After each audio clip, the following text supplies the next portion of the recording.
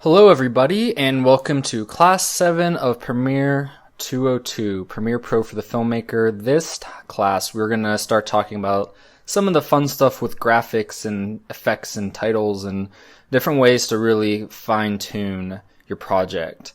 And we'll talk a little bit about Dynamic Link, but I'm really going to cover Dynamic Link more in Class 10. It's one of those tools that it has its times to use it and not. And actually the titles that I'm going to design are not going to be in After Effects. They're actually just going to be in Premiere. But I'm going to show you if you want to do them in After Effects and add more motion graphic feel to them, how to do those by using Dynamic Link or just exporting out a ProRes video. But to get started here, I wanted to show you what last week's B-roll and audio and everything involved in for me. And this is where what I came up with. Technically, I just want to scrub through so you can kind of see where we're at. We have nice cross dissolves, constant powers between all of these clips here. You can see every single one has one in there, and they're all matched up. We got our B-roll down here. So we got some pictures. I got our time lapse actually there. And as I keep going here, you can see we have the photo on that hit, right where we said it would be. And that kind of matches what's going on. We have some more photos in here. Once again, cross dissolves where they need to be. And so everything's looking pretty clean. There's actually this is just a random cut, so that's why there's no cross dissolve there, is that's actually a continuation of the music. And as you go through, everything is kind of falling into line where we need it to be. So let's take a quick watch at where we are currently here on the clip. This is where the titles will be. Guys, James Douglas. We're here in my downtown studio photographing a bunch of models, some stylists, and some makeup artists, and we're here and we're having a great time in the studio and doing some good work.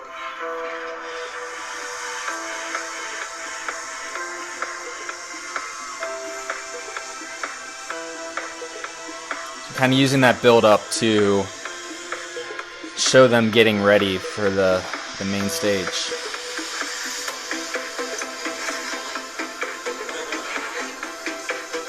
Really wanted to show that fun vibe throughout the piece.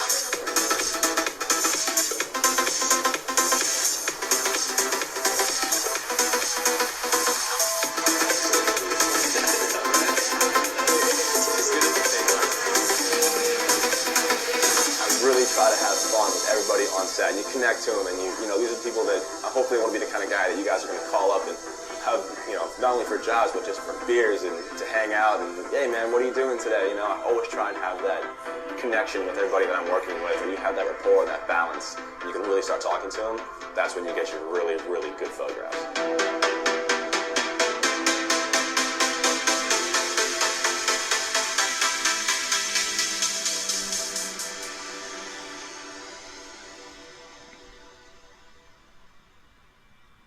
So that's where we ended up so far.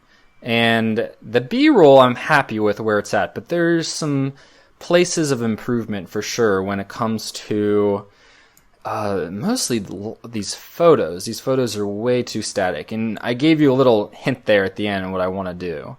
I want to start to evolve some motion into these photos because everything else has motion. And so before we get into that, I wanted to talk a little bit about our effects panel over here and what that really is and how to really use it to your advantage. Now, we've used a lot of these effects. We're going to get into, you know, the color correction later, dip to blacks we've talked about. Some of these we've already gone through, but how do you actually get a favorites list and how do you use that? Because I see a lot of people using Premiere and they're like searching through thousands of things, and it's actually pretty simple. So if you want, say, constant gain, all you have to do is drag down to your favorites. And to create a favorite, you just create a new custom bin, and you call that custom bin whatever you want to. And you can drag these into as many as you want. So I really recommend you set up what your favorite ones are. I'm going to delete that one out, and I'm going to delete these other things here.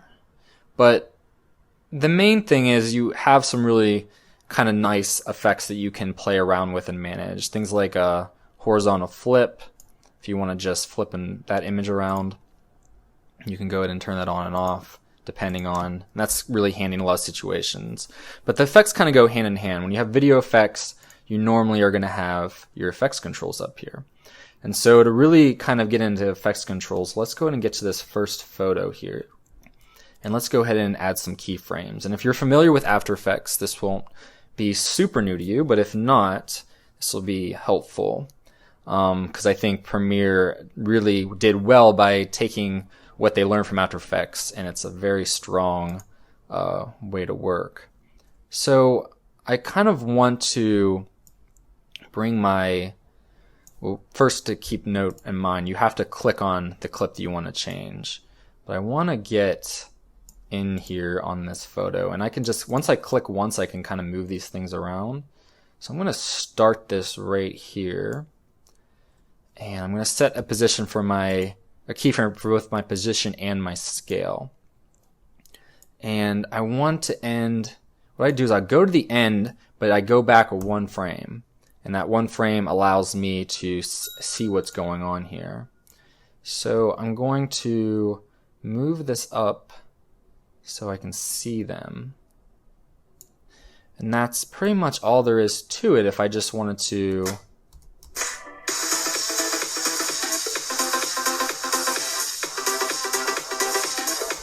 which is cool, but I think we can make it even a little bit cooler here. So let's go ahead, and I want halfway through, or somewhere right about here, I want this move to be done. And then from there up till the end, I just want a very slight scale in, kind of pushing into the girls. But I want to make sure that that scale doesn't change in between those two keyframes. This would be, I can do is just take that keyframe, copy and paste it, that first keyframe. So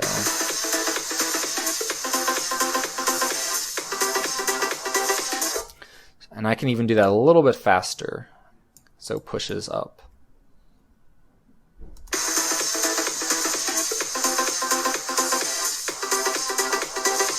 I think it gives a much nicer feel. And what else I can do here is come to these keyframes in the middle, right click, and go ahead and put a Bezier on them. So it kind of ease in and ease out of those keyframes.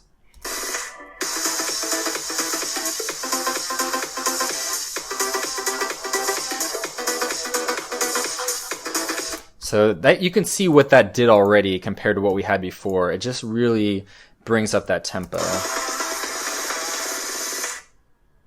Oops, lost the audio there.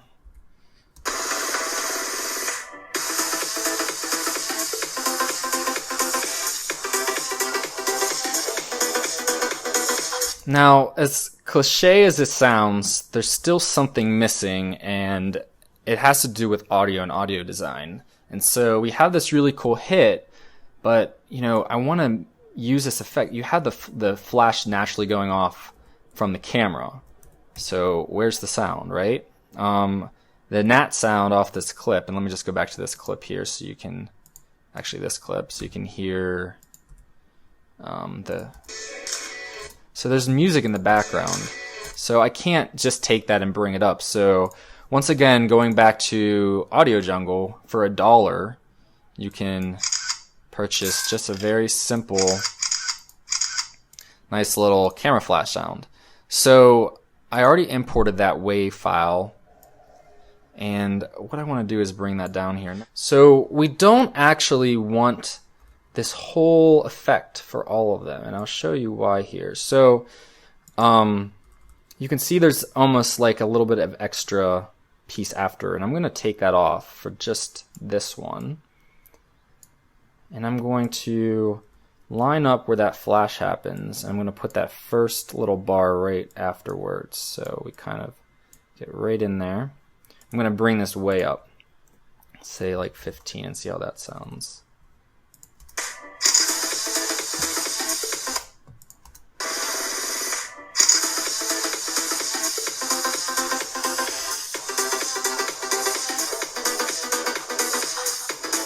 So I have it there, and it's just as simple as coming and repasting this guy down on each one of these sections. Same place you want it. And it's a couple frames before. Doesn't have to be perfect. We can always fix it. And then what I want to do here at the last one is I want to use the rest of that little section there. And you'll hear the difference now. Oops.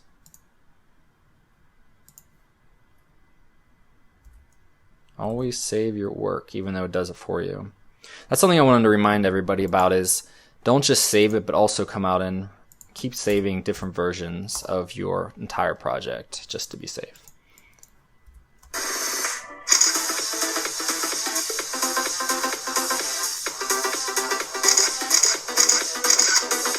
So you hear the end, it's a little bit different, which is nice.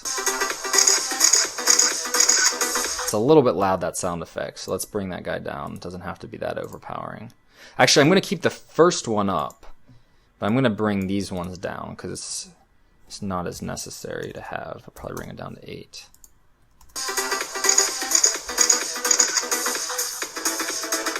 So you just see how that kind of helps along with the beat of the music and just those little sound bites. Even the gnat sound is just really, really, really helps, especially in here when you have people. You hear the little laughs. It's not like overpowering with the music and things, but it's there's little. You have to use that gnat sound. It's really critical. So we kind of went over a little bit about those sound effects and kind of using your different effects and setting them. I want to do one more just so everybody's on the same page, and it has to do with, I think, this one. Let's try this. Yeah, so let's just do a another effect on this. So I'm going to scale this one up, bring the position up to somewhere around here, scale a little bit more maybe. I just want this one to start somewhere right about there, set my position and scale again, and this one's just going to be a simple, come back one frame, it's going to be a simple pan up, holding my shift key down and letting go.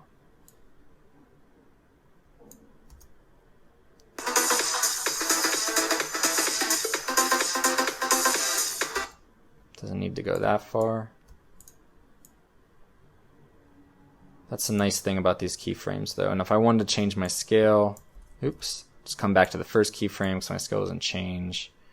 Bring that up so it's a little bit closer. The trick is to always make your changes on your keyframes. Don't make changes anywhere else those adjustments won't come through correctly.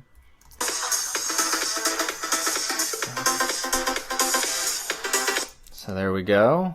It looks so bad like that because my playback resolution is way down, but that's so I can do it fast without having to render.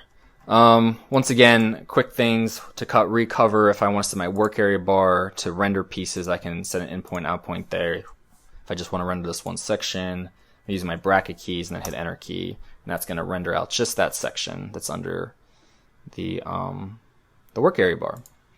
But I'm going to go back and set my work area bar for the whole project. Now, what about this end piece here? You can really start talking to them. That's when you get your really, really good photographs.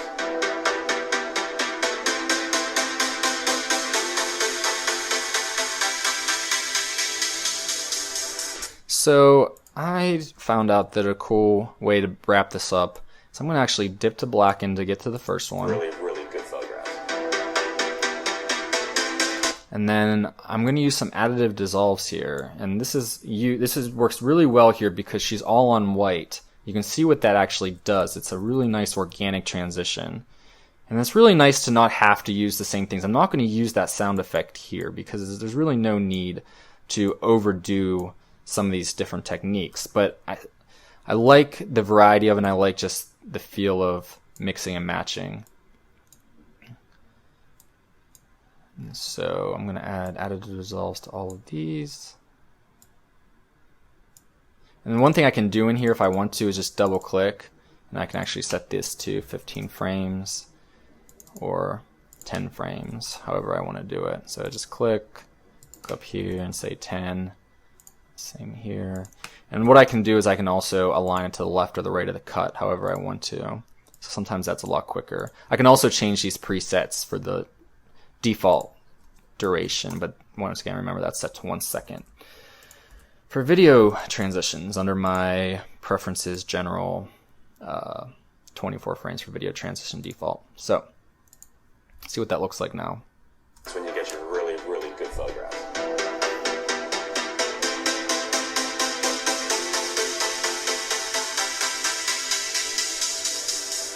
Actually, I don't want it on that last one. I'm going to take it off of there. And keep in mind, listen not only to, you know, his audio and how it cross-dissolved out and stuff, but listen to the beat of when I timed out these shots to hit. Really start talking to him, that's when you get your really, really good photo.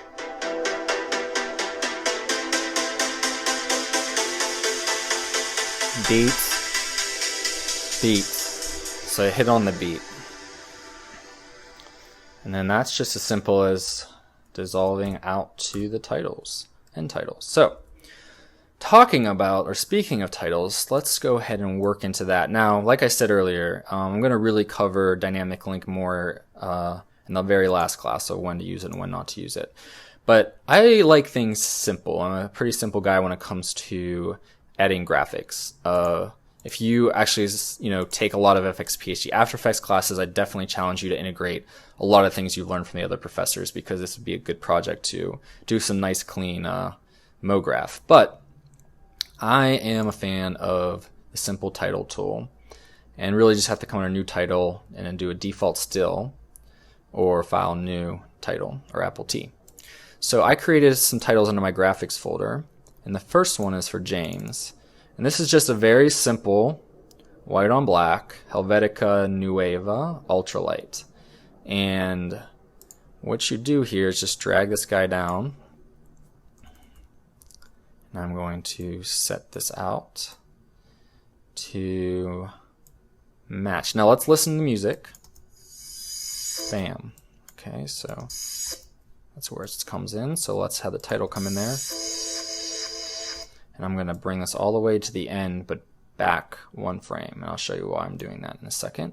And then I'm going to bring in my other one that I made. Is called website. Oop, not website. That's for the end. I'm sorry. It's BTS. And so the way that you can design these titles is, let's say I have James here and I like where it's at. I just have to duplicate James and then bring that down over top. For this, let's find the second hit actually. Right there. Okay, and then double click on there. And you actually, since you have this overlay preset, you can actually see what's on top and what's on the bottom. For this, I'm just going to bring this down. You can see it over here on this side, where it's going to look like. And I'm going to call this behind the scenes.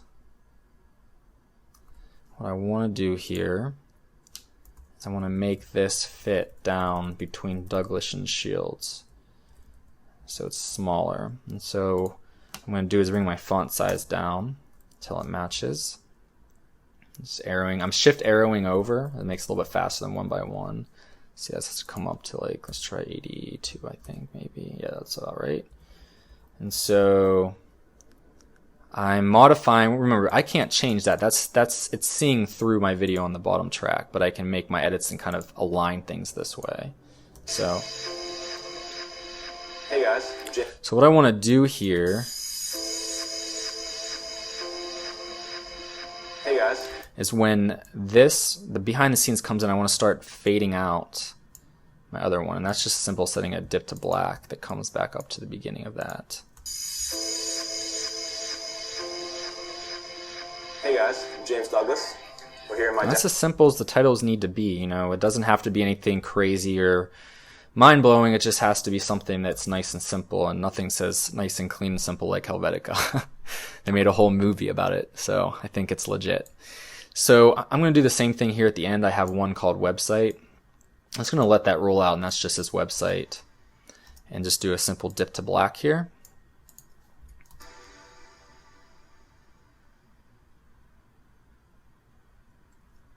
And another dip to black, oops, at the very end.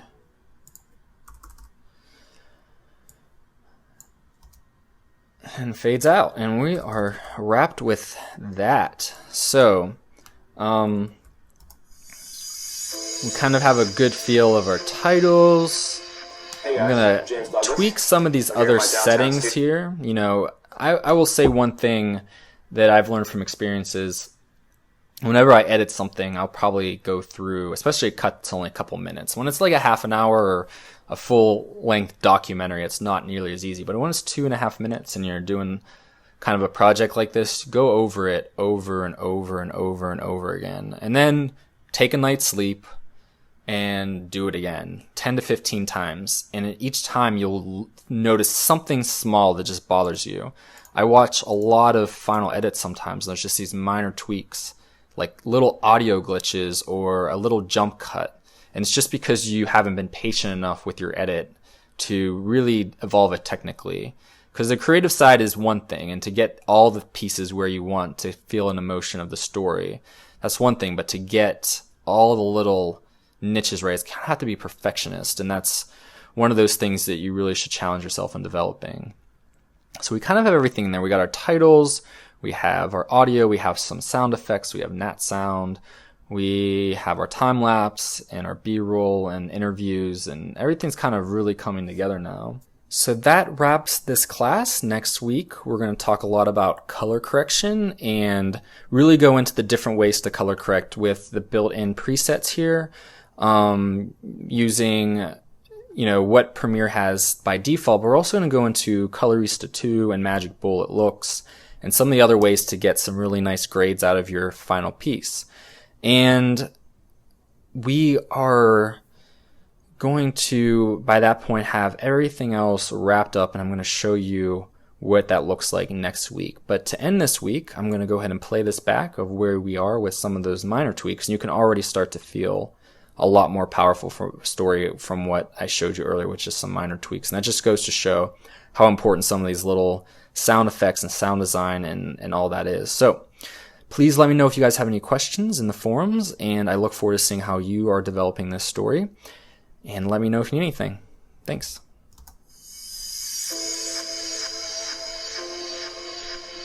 Hey guys, I'm James Douglas.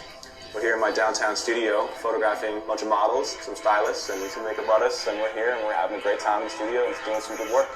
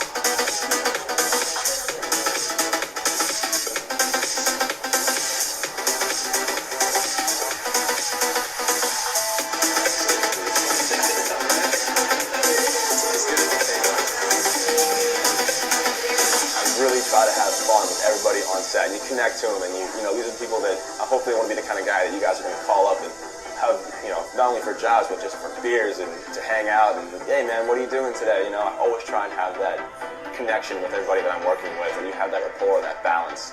You can really start talking to them. That's when you get your really, really good photographs.